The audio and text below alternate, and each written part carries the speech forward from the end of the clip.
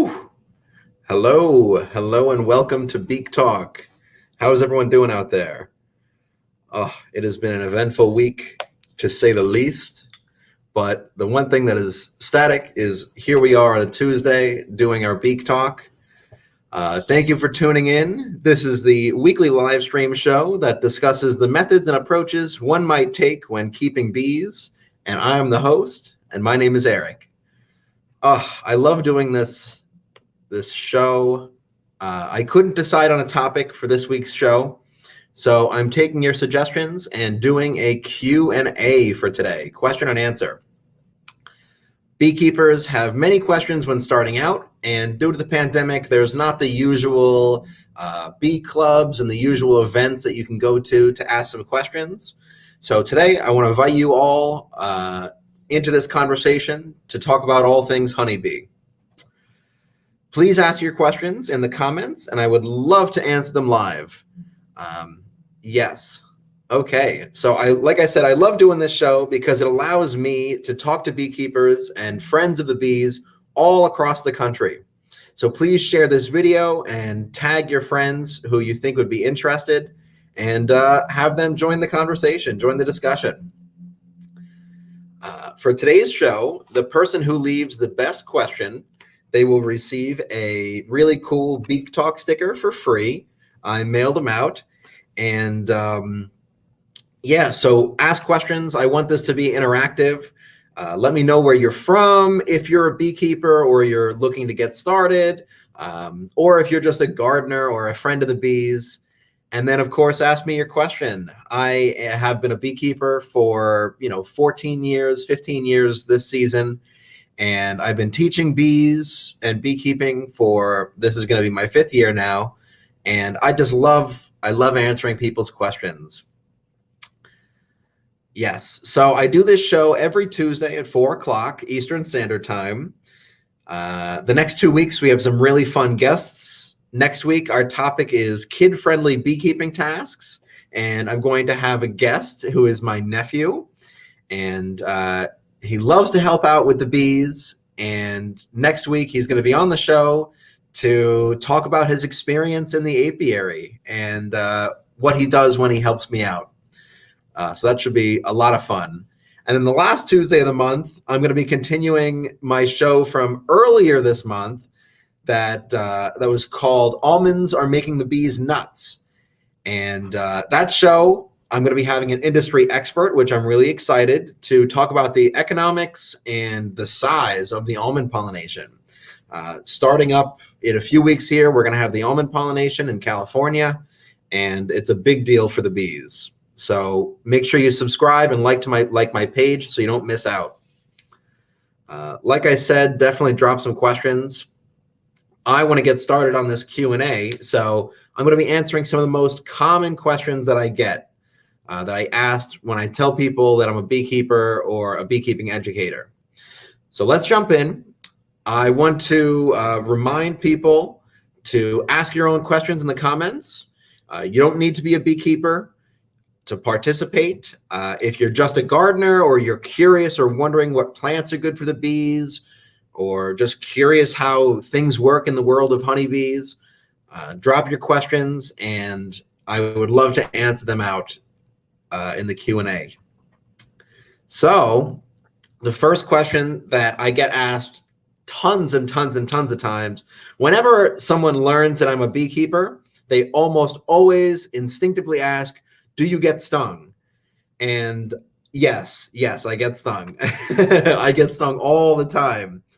I haven't been stung yet in 2021. But I'm sure I'll have a few hundred more stings under my belt by this time next year. You do need to remember that I am a honeybee producer, and I have a lot more bees than the average backyard beekeeper, and I do a lot more in-depth and rough manipulations to my bees. So I do get stung a bit more often than the regular beekeeper, the average beekeeper who only has a hive or two. So yeah, it does make sense that I get stung more than them, but yeah, I get a few hundred stings a year. Commercial beekeepers might get 60 to 100 stings a day, but I'm not there yet. I'm not there yet. A lot of people ask if it hurts. It does. It does hurt getting stung by honeybees. Not nearly as much as it does to get stung by a yellow jacket or a wasp. They're two different insects, and their venom is very different.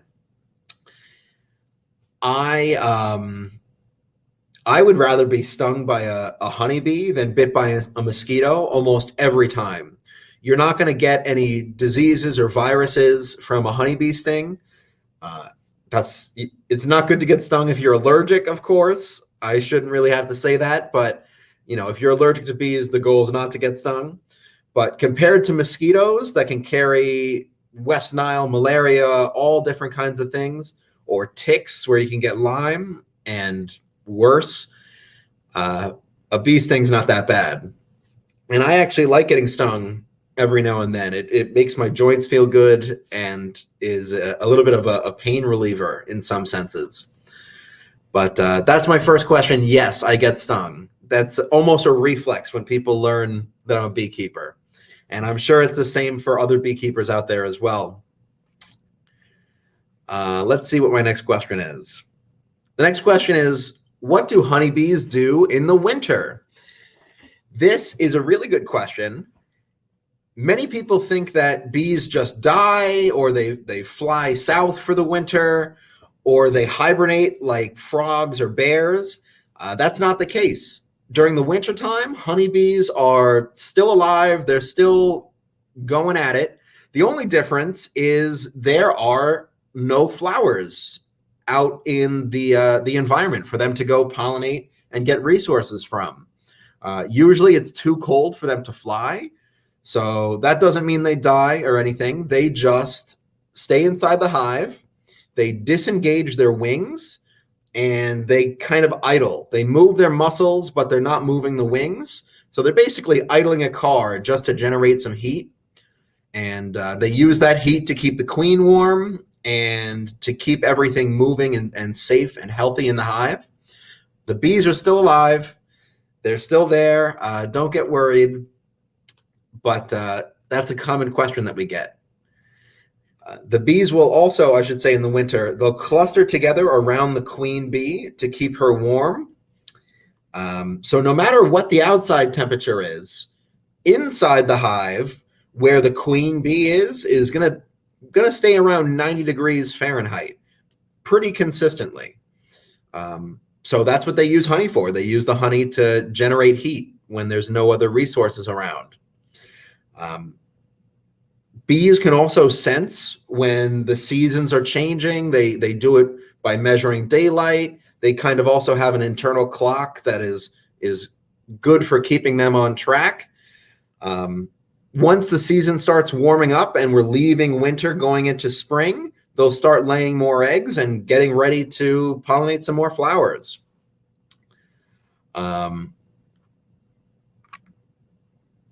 Oh, we have Amanda Reyes, who is doing some, she's getting some bees in the spring, and she's super excited. Hello, Amanda, welcome. I hope you'll enjoy this Q&A, and be sure to ask me some questions if there's something I leave out. Okay, this next question usually comes from beekeepers who are new.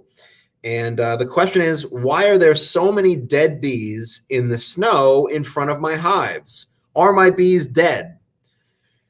This is a question, like I said, that comes from a lot of beekeepers. The short answer is no. Your bees are fine. They're healthy. A healthy colony goes into winter with thousands of honeybees, and it only makes sense that a few of those bees drop off during the winter. If there's thousands of individuals anywhere, it makes sense that a few of them are going to die over a period of time. That's the way the world works, and it's no different in your honeybee hive. Basically what happens, thousands of bees are clustered in the hive. A few of them are going to die naturally. Hopefully it's not all of them. Hopefully it's just a small fraction of them. They'll fall to the bottom of the hive, the floor of the hive. And then on a warm day, when it's above 55, 60 degrees, it becomes someone's job to remove those dead bees from the hive. Honeybees are very clean, organized, neat insects. They don't like messes. They don't like dust, foreign objects. They don't like it. If it's bees or bee product, that's the only thing allowed in the hive. So when it's warm, it becomes someone's job to pull out the dead and clean up the hive. So it is perfectly normal and natural to see some dead bees in the snow in front of your hives. That's totally normal. The other thing to consider is if your beehive was really, really dead, completely dead, there would be no one around to remove the dead bees from the hive. Neighboring colonies are not going to take up the liberty to remove dead from a hive that's not theirs. So if you have 10 hives all in a row and you see a couple of dead bees outside of each hive, they're all probably healthy and alive as normal. If you see one hive that doesn't have any dead bees out front, and you have a couple of really warm days and you don't notice any interaction, any flying in and out, that hive might be a concern. It might not be dead, but might not be as healthy as the other hives. Like I said, it's someone's job to remove the dead bees. So if the weather's warm, it'll be someone doing their job, seeing the bees outside. We're moving right along. Drop your questions in the comments as we're doing this. I already have some comments from some folks. So another common question that I get from newer beekeepers includes, I had a colony collapse over winter and it has tons of drawn comb and stored honey. The question is, are those frames still safe to use or reuse, or do I have to buy new frames? So the short answer is yes, you can reuse those frames and those resources. It takes a lot of energy for the bees to build that comb and the honey, so you shouldn't waste it. The caveat is you should not reuse combs from hives that have EFB or AFB, European foul brood or American foul brood. I suggest if you're a beekeeper that you look up how to do a field diagnosis test on EFB, AFB, and learn what those symptoms and those signs are. But usually a hive that collapses and dies over winter, it's dying from not being able to have access to the food that's in there, or mites or moisture, or, sometimes bees just die, and, that's just the way it works. You don't always have to get a diagnosis on why a hive died.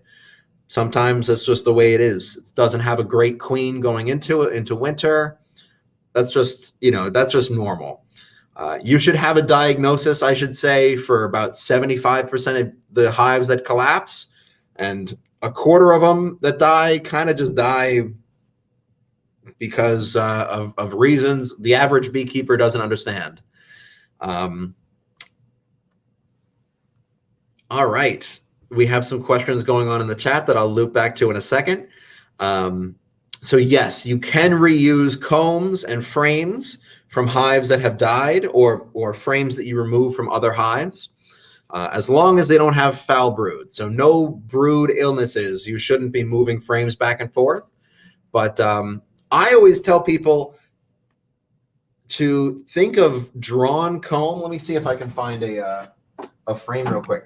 Yeah, here's a frame of drawn comb. It has the honeycombs on it. Think of this. My green screen got messed up. Think of those frames and the honeycomb as infrastructure for the bees. The bees use these combs to store food, to, like I said, store food like honey, nectar, bee bread, pollen. And they also use this as basically as apartments to grow baby bees. When the queen lays an egg, they'll lay them in these cells, and that cell will essentially be that bee's room while they're developing until they become an actual hatched honeybee, a worker bee. So think of comb as infrastructure.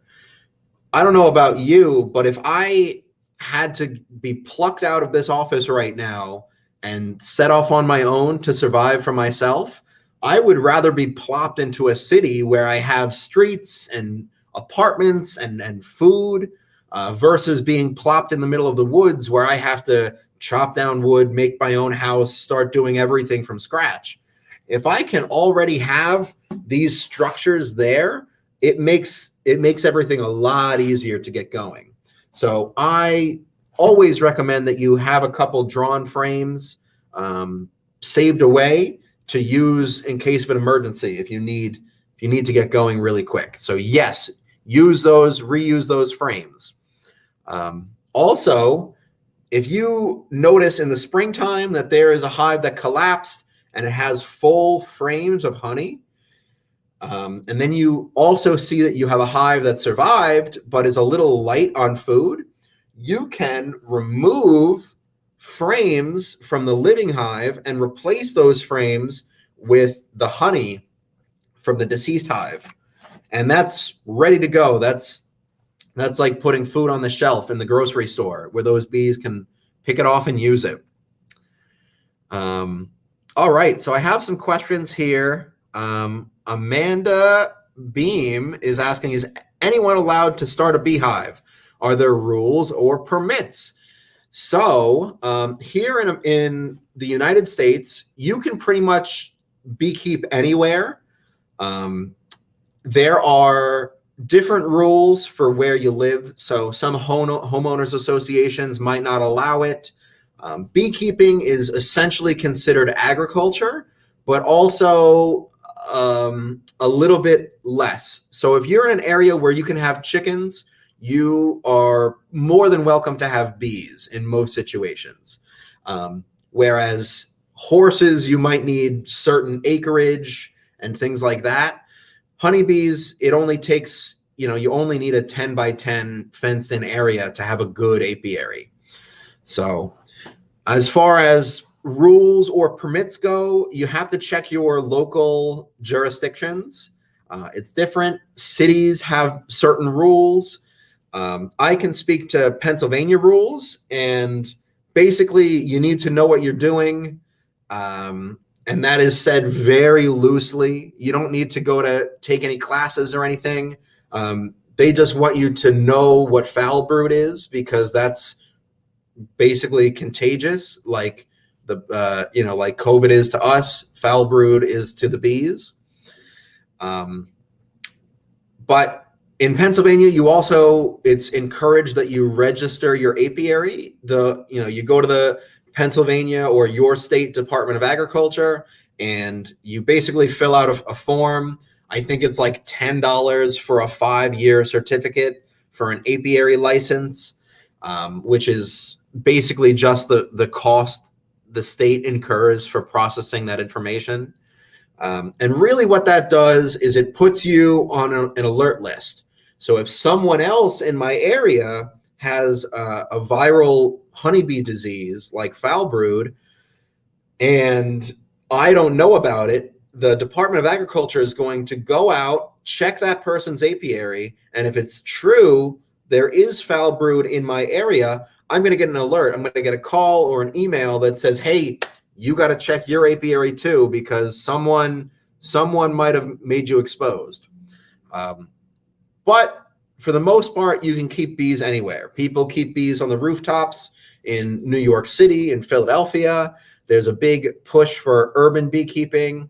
Of course, if you have, over half an acre of your own land, that's usually more than enough space to keep a couple of hives. Of course, you have to be courteous of your neighbors. Honeybees do like chlorinated water. So if you have a neighbor who has a chlorine pool, maybe make sure you give them a couple jars of honey to be a good neighbor. But yeah, usually you don't need to go through crazy rules and permits. Usually you just sign up and pay a small fee, and no matter what state you're in. There is resources, the American Bee Federation and Bee Culture usually have resources that can help you figure out what rules play in your jurisdictions. But usually you can just beg for forgiveness. So that's my advice on permits. And then Tim Sohn saying, hey, Eric, tuning in after being Zoom dad for the first day, switching back to in-person school. Yes. Well, thanks for listening in, Tim. I appreciate it. If you have any other questions, drop them in the comments. I would love to answer them. My next question that I get needs a little bit of setting up. So during the summer months, I teach beekeeping experience tours. These are in-person, real-life tours. I teach with another local beekeeper at a local resort. People sign up. We give them a suit. They get all suited up, and they follow me along and do a honeybee inspection. We inspect a beehive. I go through. I show them what the frames look like. I give them a lot of the information that you might pick up from listening to my Beek Talks here. And, if you're a beekeeper, you probably have experienced this. We accidentally squish bees and kill them. And that is, unfortunately, part of the game. These frames, there's a lot of surfaces where the bees can make contact. And unfortunately, the bees are small and they don't scream. So you accidentally squish a few. That's kind of the way that it works when checking a beehive. But people ask me, they say, how can you claim to be saving the bees and be so numb when you're squishing them when you're moving your boxes? And the answer to that question really depends on your understanding of bee biology and the social structure of honeybees. So I'm going to preface this statement with killing bees is bad, squishing bees is bad. The less bees that you squish when you're doing an inspection, the better. Some beekeepers take a very long time and they're very slow and careful when they're moving pieces. That is great.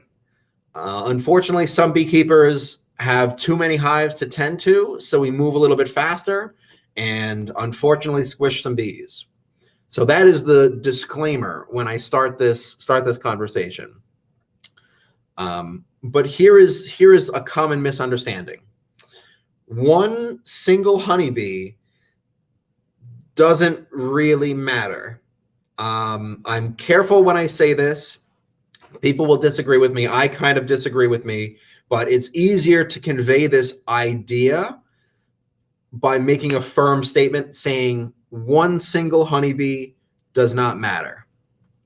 When thousands of worker bees team up, they can survive and get stuff done and make honey, but just one single individual honeybee doesn't really equate, doesn't matter when it's doing things on its own. When beekeepers count how many bees we have, we don't actually tabulate individual bees. We count colonies instead. So you might have heard hives, colonies. They're all the same thing to the beekeeper. A honeybee colony needs a single queen bee that's mated. She lays all the eggs. She's the mama. Then you need a couple of drones or the ability to make drones. These are the males, and they're around for genetic diversity. And then you also need a couple thousand worker bees. These are also females. They do all the work. But without a queen, drones, and workers, you don't have a honeybee hive. All three of these social structures exist in one location, and that is considered one honeybee colony. And that's how we measure bees. We do that because when all three of those pieces together, they can reproduce, they can grow, they can shrink, they can die, but they do it as one being, basically.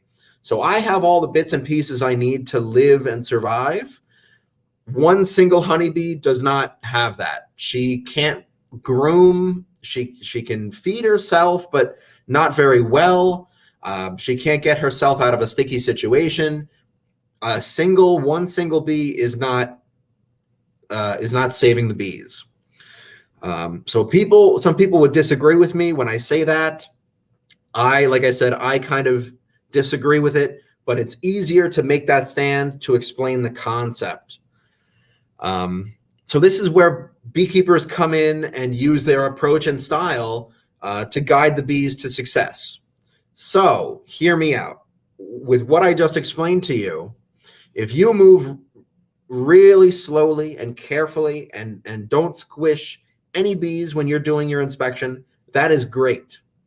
However, if your colonies don't survive winter and make it to the next year, and they die over winter, you are killing more bees than a beekeeper who moves fast, squishes a few accidentally during an inspection, but gets that colony to survive to the spring. If you see what I mean, one beekeeping approach, and don't get me wrong, you can have hives survive winter and not squish any during your interactions. That's totally possible. I'm just saying, don't focus your energy on doing a hive inspection very slowly and be concerned about one individual bee when your colonies are continually collapsing over winter. I would say, if you want to help the bees, focus your energy on the largest hurdle, at least in the colder states, is to get your bees through winter. So focus your energy on that aspect of beekeeping, and then you'll realize the larger picture is that getting colonies to reproduce and to split or swarm, you're saving the bees in doing that. Otherwise, you're just having bees or owning bees until they die, which is sad. It's part of the life cycle of a beekeeper, I should say. I will tell you firsthand, I've had hives collapse every single year that I've kept bees. I don't think I had a hive survive winter my first 5 years of beekeeping. So I'm here to share my information with you so you don't have the same experience, but don't be discouraged if you lose a few hives. I have another question from Amanda. She says, Ben wants to know what urban beekeeping is. Urban beekeeping is keeping bees in cities or in higher population areas. Like I said, beekeeping is basically agriculture. And when you think about agriculture, you're thinking about cows and chickens. You don't usually think of that situation being a high human population. Urban beekeeping is keeping bees in that city environment. And believe it or not, bees can do really well in those situations. I attended a symposium for the Philadelphia beekeepers, and their whole seminar was about urban beekeeping. And there was a gentleman who studied the pollen and nectar sources that came into beehives in high urban areas and then non-urban areas. And our human influences really do influence the honeybees. They found that the pollen in the urban beehives, the city beehives, was a lot of trees, like big trees, like tulip poplar, silver maple, trees that are planted in cities. Keep in mind that a lot of trees that are planted in cities are, I should say, faux pollen producers or nectar producers, like the Asian pear or the ornamental pear, which doesn't really do much for the bees. It's kind of just, it looks nice and it grows well in cities, but not good for the bees. Things like tulip poplar, great. Silver maple, great. But there was a lot of ivy, like English ivy, that's an ornamental, a lot of ornamental rhododendrons, other ornamentals that we plant because they look pretty for us. That pollen and nectar was present in the urban beehives and much less present in the let's say, less populated areas, the less populated beehives. So another great question. Thank you, Amanda. Let's see where my next question is going to go. You can absolutely ask me questions as I'm moving along. Even if you're not watching live and you're watching the replay, I'll come in and I'll answer those questions in the comments. I can transition from my last topic and move into the question that I get asked a lot from people who don't have the time or the energy to learn about bees, but still want to help the pollinators. They ask, what plants are good for the bees? What flowers should I plant if I want to help the bees? This is great. I don't know if there's other beekeepers out there who teach or do educational things, but my advice to people, to general people, if you want to help pollinators, the best thing you can do is plant pollinator-friendly plants. And there's a lot of different plants that are good for that. It really depends on your ecosystem and your environment. So I don't want to spew out a ton of plants that are good for me to plant here in Pennsylvania, because I have folks listening all across the country. So my advice would be to look for a local beekeeping. You could look for a beekeeping club and ask them, because beekeepers and gardeners usually are one and the same. I would also look for a garden club or an herb club and see what they have to say. But as far as general rules of thumb go, your perennial, your plants that come back every year, and your trees and shrubs are a much better bet for the bees than your annual once a year flowers. So yeah, you might plant mums, and that's great. It looks great. It does not necessarily contribute a lot to the bees and other pollinators. So things like a tulip poplar or a silver maple tree, that if you can nurse that tree for a few years until it gets established, that is going to contribute 10, 20 times the amount of resources to pollinators. The other thing to keep in mind is that you want native to your area. Natives are always better than ornamentals. So in my area, we have things like lamb's ear, which is good for the bees, goldenrod, which is kind of just a weed that grows willy-nilly. Same thing with phlox. Milkweed is a great plant to keep around. If you have a property that you let the grass grow and you let it form like a meadow, don't chop down the milkweed. It's great for honeybees. It's great for the monarch butterflies, which are a friend of the bees, and they need help too. We need to protect the monarchs. They're in great decline. And also milkweed acts as a environmental host for some invasive insects, some invasive leaf hoppers, like the spotted lanternfly I have issues with here in Pennsylvania, and it's spreading all around the Northeast. It'll probably be spotted all throughout the country within the next year or two. Milkweed is great because the spotted lanternfly doesn't know that it's poisonous yet. So right now it's a great defense in killing the lanternfly. Some other things that you can plant. If you're only looking to plant, $20 worth of things for the bees, that's better than nothing. My recommendation is to plant some perennial herbs.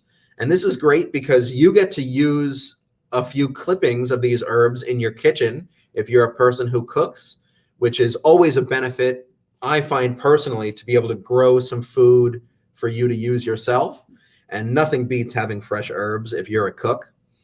So things like sage, thyme, rosemary, all great for the bees. You plant them once, they come back every year. This is for most agricultural zones. Of course, you got to find ones that are appropriate for your zone. So that might mean going to a local nursery instead of going to a big box store to pick up your plants. Things like mints and oregano, they are a little bit invasive. So you could plant those once and have them grow and grow each year. Mints are great and they hybridize, so you can make some nice mint tea or mojitos and have that come from your backyard and also be helping the bees. Things like lavender are also great to grow. I know some folks grow thyme as their lawn because some varieties of thyme only grow 2 or 3 inches tall, and that means you don't have to cut the grass once it's established. So that only works for some climates, but I would tell you it's worth it to invest in the research to find native plants for your area, because natives usually are great for pollinators like honeybees, but also great for the other pollinators and bugs in the ecosystem, which also need some help. But even on top of that, natives grow in the soil that you have, so you don't have to go and buy mulch and soil that's bagged up or have that brought in. Whatever your soil conditions are, natives love it. Native plants also are beneficial to the soil, so they take nutrients from the soil that are in abundance and they deposit nutrients that are scarce, which is true for a lot of native plants. And it's also great for the water. Runoff grass sucks up a lot of water, but not as much as a well-established patch of native or diverse natives that are used to growing in your ecosystem. Suck up loose rainwater, they store it better, and they're just much better acclimated to live in your specific climate. So I thoroughly encourage you to try and find someone who knows about native plants for your area. That could be a beekeeping club, a garden club, an herb club, or a university extension office. So that's always worth the research in my opinion. I do not have any other questions. So if you're watching this on live or replay and you have a question that you didn't ask and you're a little nervous to have it read out loud, drop it in the comments. I'll come through after the event is over and I will answer those comments after the fact. So I think I'm going to wrap up for this episode. Please tune in next week when I have my special guest and special topic, kid-friendly beekeeping tasks. If you're watching the replay and have a question, like I said, I am more than happy to answer it. And I think that's all for today. Thank you for listening to BeekTalk and happy beekeeping. Thank you.